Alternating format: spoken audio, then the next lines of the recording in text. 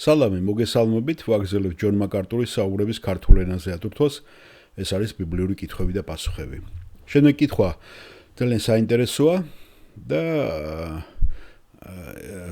ეკითხება კითხვის დამსვლის, რომლის სახელი არ ვიცით, რას ფიქრობთ კლონირებასა და ღეროვანი უჯრედების კვლევაზე? და ეს ძალიან აქტუალური გახდა იცით 2000 წლის შემდეგ და ეს საუბარი 2003 წელს არის ჩაწერილი. Pastoru, მაინტერესებს, რამდენიმე დღის წინ მერი ტეილორ მური. მერი ტეილორ მური არის ძალიან ცნობილი მსახიობი ამერიკელი, შეიძლება ქართველებისთვის არა ისეთი ცნობილი, მაგრამ ამერიკელებისთვის ძალიან ცნობილი. შეგიძლიათ მოიძიოთ მერი ტეილორ მური, რომელიც ასაკის ბოლოს, როგორც შვევიათ ხოლმე, ხო, ჯეინ ფონდას, კიდე ვიღაცებს, ხო, ვინც არიან ესეთი შედიან ასაკში და უკვე მათი სამსახიობო კარიერა ჩერდება, მე იწყებენ პოლიტიკურ აქტივობას. არის კიდე პიროვნება, რომელიდანაც საერთოდ დაიწყო New Age რელიგია, ახალი ერის რელიგია.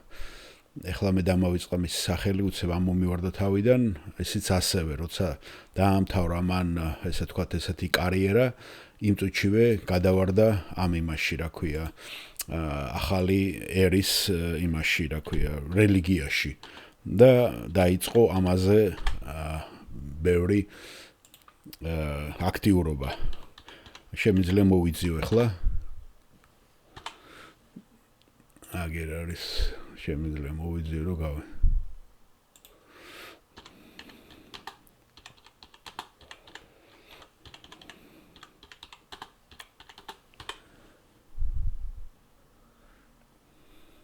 წიგნიც კი დაწერა მან.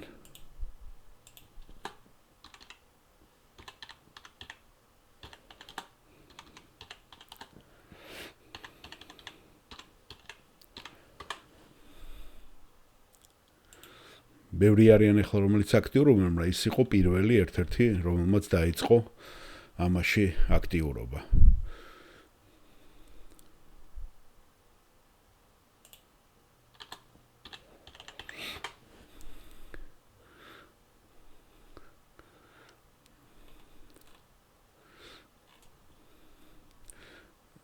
არა უშავს შემდეგ იმას ვიზა. Shirley MacLaine, აგერ არის, Shirley MacLaine. Shirley MacLaine, გაქთუ არა ფილმები ნანახი, ძალიან ცნობილი მსახიობი იყო. Shirley MacLaine იყო, რომელიც პირველმა ესეთი აქტიურობა დაიწყო. და ასე არიან ბევრი მსახიობები ჰოლივუდში, რომლებიც შემდეგ გადაერთვებიან ხოლმე ესეთ აქტიურობაში. Shirley MacLaine-ის ფილმები, რა ვიცი თუ გაქვთ ნახე, ნიკოლას კეიჯთან არის პრეზიდენტის სოლის როლში, რომ არის უკვე ასაკში ითამაშა. მაგრამ სახელი ძალიან ბევრი ფილმებიდან გაითქვა, როცა ახალგაზრდა იყო. და ესე თქვათ ძალიან დიდი ის ჰქონდა მას ფრენკ სინატრასთანაც არის ბევრჯერ ბევრ ფილმებშია გადაღებული. და ძალიან გადავარდა მახსოვს ასეთ აქტიურობაში. და ეს პიროვნება, რომელიც გითხარით მე ახლა ეს ტეილორ მური დაკავებული იყო ზუსტად ამით, კლონირება და ღეროვანი უჯრედების აქტიურობით. და ყველა მიცოდა ეს, ჯონ მაკარტურმაც იცოდა და აინტერესებს ესე იგი ჩვენ როგორ უნდა შევხვდეთ ქრისტიანები ამ ყოველგვარ აღმოჩენებს და მედიცინის სიახლეებს. დიახ, რას ვფიქრობ მე კლონირებასა და ღეროვანი უჯრედების კვლევაზე, პასუხობს ჯონ მაკარტური. ძალიან მარტივად გეტყვით. მე ამის წინააღმდეგი ვარ, რადგან მთელი ამ პროცესში სიცოცხლის შექმნას, რასაც ისინი უწოდებენ, ხო? ისინი ავანადგურებენ სხვა სიცოცხლეს. ანუ სიცოცხლის შესაქმნელად, შესაერთებლად იცით ხომ, ისინი კლავენ არსებულ სასიცოცხლო უჯრედს და სიცოცხლეს. არსებითად ეს არის კვერცხუჯრედის გარე-გარე განაყოფიერების სიცოცხლე შესაქმნელად, რომელიც ითხოვს მანამდე განადგურებას გენეტიკური მასალებისთვის. ასე რომ ჩვენ გვჯერა რომ განაყოფილო კვერცხუჯრედის სიცოცხლე წარმოადგენს. ჩვენ გვაქვს სიცოცხლე და ჩვენ ვანადგურებთ სიცოცხლეს. არის ემბრიონალური, იცით ხომ, ემბრიონალური, ასე თქვათ, ღეროვანი უჯრედების კვლევები. და ეს არსებითად იგივე არგუმენტია, რაც აბორტის წინააღმდეგ გამოიყენება და რასაც ჩვენ ყოველთვის ვაცხადებთ, რომ ჩვენ არ გვაქვს მოკვლის უფლება, ჩვენ არ გვაქვს სიცოცხლის წართმევის უფლება და სწორედ ეს არის მთავარი.